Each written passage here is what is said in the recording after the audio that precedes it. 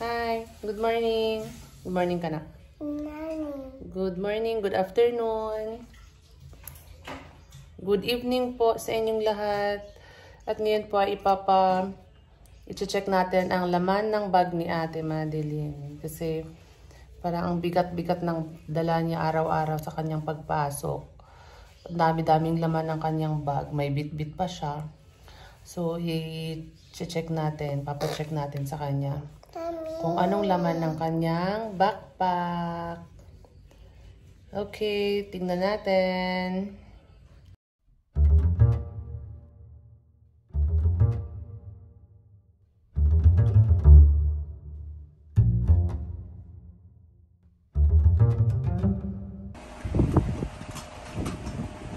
Si Ate Madi ay nag-aayos ng kanyang gamit. Alam mo yung bag. Pinapalipat ni teacher. Ha? Ano? Lagi na lang po ako pinapalipat ni teacher.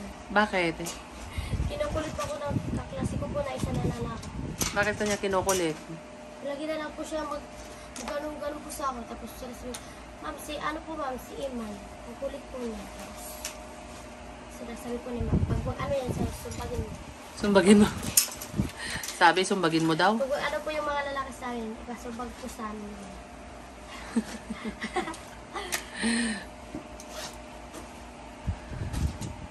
Hi, Ate Dane. Hi, Ate Dane. Ano mo, napakadaming laman ng ano. Sobrang daming laman ng bag ni Madi. Sabi ko sa kanya, kasi ang dami niyang dala.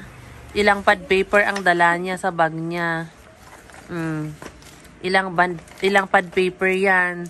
Sabi ko, Madeline, kuha ka lang ng isang pad paper na whole, tapos isang crosswise, isang lengthwise. Yan, yung mga dadalhin ang ano po, yan lang ang mga dadalhin. Nagdala siya ng ilang pad paper.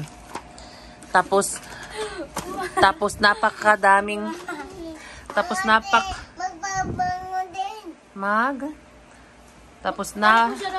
napakadami niyang notebook na nilagay sa bag niya na hindi naman niya ginagamit. Lagyan mo ng kunti lang, Madi, kunti lang. Okay na, okay na.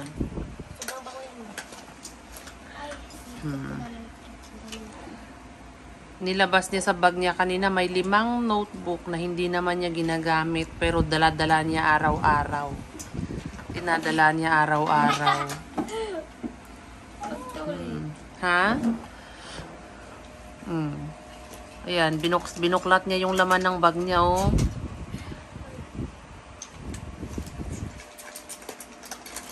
Asana yung mga notebook na pinagtatanggal mo yung hindi mo gagamitin? Ha? Ano? Lagyan ko po ng pangalan. Kasi, tigdalawa po yung notebook na. Tapos, ano? Tapos? Pangalan.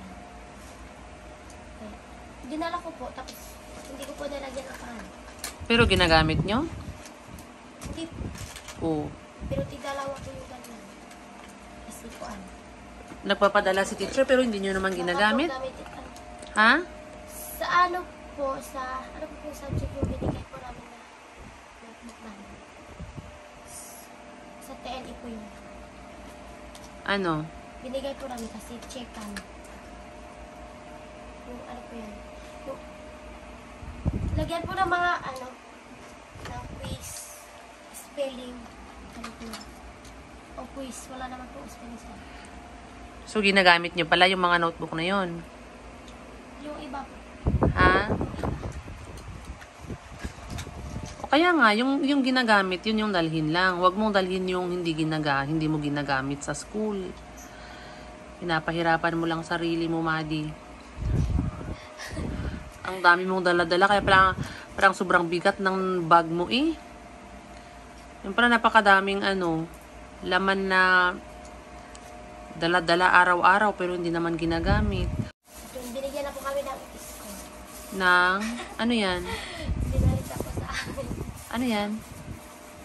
Yung ginawa po natin na sabon. Ah, yung sa ano yun? Yung sculpture? Pero sinabit mo yan kay teacher. Ha? Ito po yung dinala ko po, tapos kasi po sa English po, maggawa po kami ng English po at saka Tagalog. Pag dinala ko po ito. Gawa kayo ng... Ano po, yung English po, tapos at saka ita-translate nyo sa Tagalog yung English. Opo. Dala mo yan. Edi nangopya ka dyan. Kami pong apat, tapos yung Edi nangopya ka dyan sa dictionary. Hala? pwede naman daw po pag merong pag hindi daw po marunong. Pag hindi marunong. Tinuturoan po ko doon ng kaklase ko po ng Ng ng Tagalog. Opo. Saka din po, sinasabi po niya, gusto ko turuan kita ng English. Iba ka po ba kalimutan ko? Hindi po ako marunong. Huwag mo kasing kakalimutan.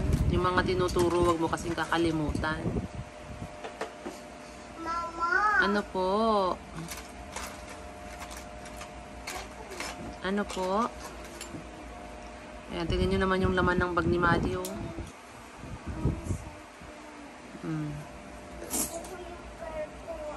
Yung calculator na yan, ginagamit nyo na yan, Maddie? Opo. Hindi naman, para hindi po ako masyadong marunong yan. Para Hindi ka marunong? Parang malayo lang po kay Paul. Mas gusto ko po yung po ni Paul. Para mas maganda po. Bakit? Bakit hindi ka marunong? Hindi po ako marunong yan kung paano po yun.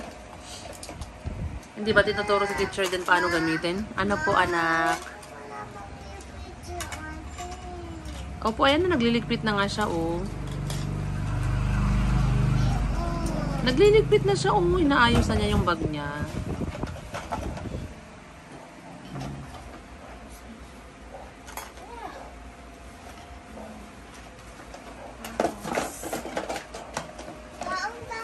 Pag nagka-calculator ba kayo, hindi tinuturo ni teacher paano gamitin?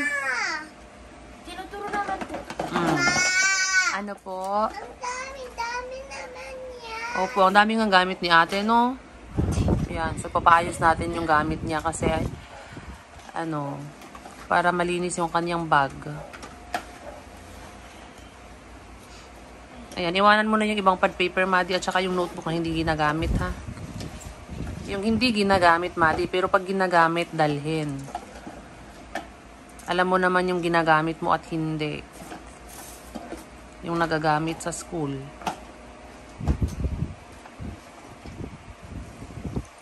Ayan, yan yung mga notebook na yan. Nagagamit mo lahat yan? Ha? Dalawa po yun eh.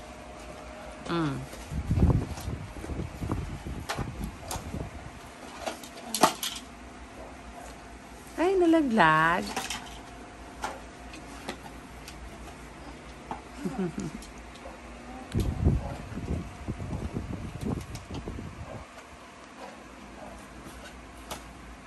Anong subject ba ang tigdadalawa ang notebook? Lahat po yun. Ha? Mami! Ano po? Wow! Lahat po ng subject tigdadalawa ang notebook na kailangan? Opo.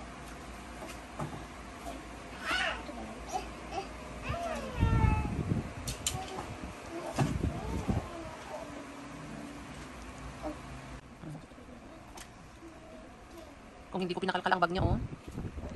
O di, napansin ko kasi parang ang bigat-bigat ng bag niya tuwing umaalis. O nung binuklat niya. Napakadami niyang dinadala na hindi naman pala ginagamit sa school.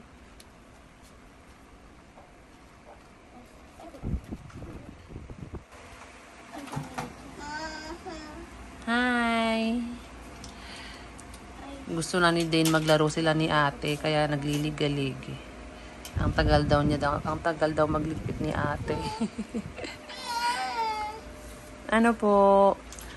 Patapusin mo. Hindi ko po dinala yung iba, tapos hinala po yung ibang notebook, tapos nakalimutan ko na naman po yung iba. Dito ka na naman po nilagay. Yung mga ito po yun. So, ayusin mo na nga lahat para hindi kung saan-saan nagsusulat. Ayusin mo na kung ano talaga yung mga anong notebook talaga ang kakailanganin mo. Para hindi halo-halo yung sinusulat mo sa isang notebook.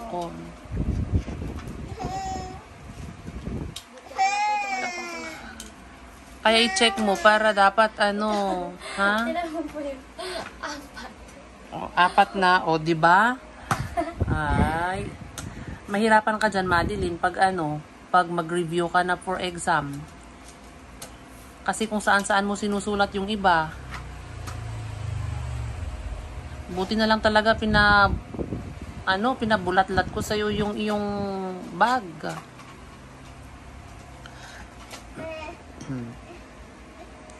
Kaya check mo ng maayos para wala kang makalimutan. Dapat tama na yung mga dinadala mo para hindi kung saan-saan nagsusulat, ha? Ano po? Ano na? Antok na ikaw? Antay natin sa Ate Madi kasi naglilipit, oh.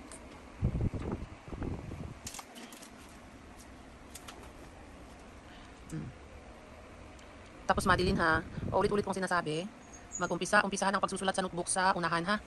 Wag kang magsulat sa likod. Hindi ganun yung tamang pagsulat sa notebook, ha?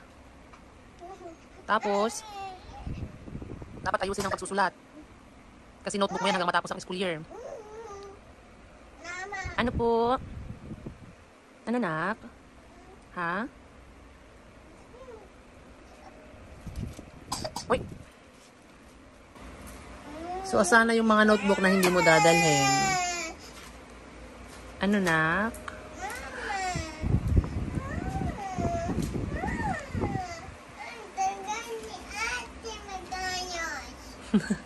Wait lang, nag-aayos pa si ate, nak. Para hindi niya dadalhin lahat ng notebook kasi, tignan mo, kawawa si ate, ang dami niyang dala. Yung pala, hindi niya ginagamit yung iba. Hindi niya ginagamit sa school. Kaya tatanggalin muna ni ate yung ibang notebook, ha, para hindi mabigatan. Opo, anak.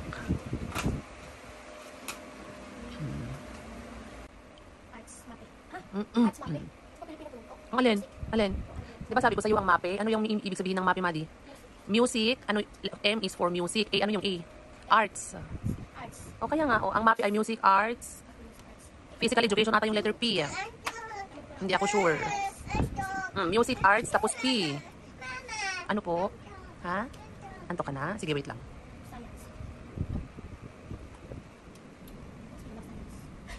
O anong spelling ng science? O. Dapat alam mo yung spelling ng science, Madi, kasi araw-araw niyo yan pinag-aaralan. So, dapat alam mo yung spelling. Alam mo na yung spelling ng science, Madi?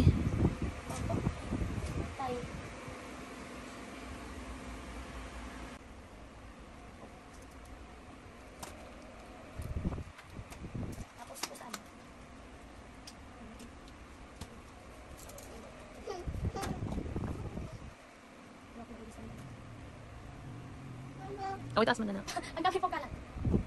Eh, at least nalinis mo yung bag mo. Wala po dadalhin mo ano. Ha? Ang? Basta lahat ang dadalhin mo, Madi, ay yung mga ginagamit mo sa school, ha?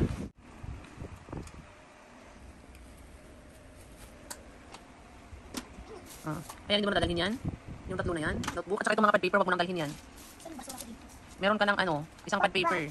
Crosswise, lengthwise, meron ka na. Pag naubos, Madi, pag naubos, saka ulit kumuha, ha? Wala po kasi magbasura. Basura po namin. Huwag mong itupin ganyan yan, Madi, masisira.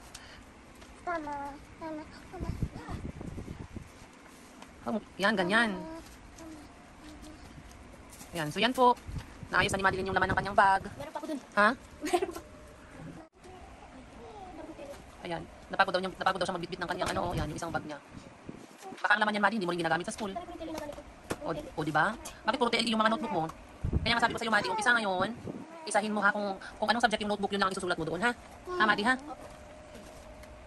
Kasi mahihirapan ka niyan, paano pag mag-review ka? Saan mo hahanapin yung mga pinagsusulat mo sa ibang notebook? Kaya nga may notebook para lahat ng pinag-aaralan sa subject na yun ay isusulat. Doon isusulat sa isang notebook.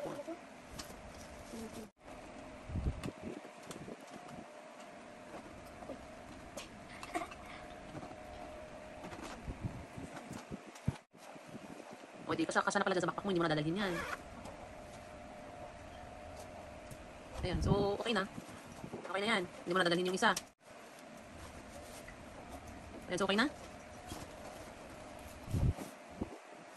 Daming basura. Dahil basura si ate. Ayan, so okay na. O, bye-bye na, Maddie. Bye. Bye-bye po. Thank you po.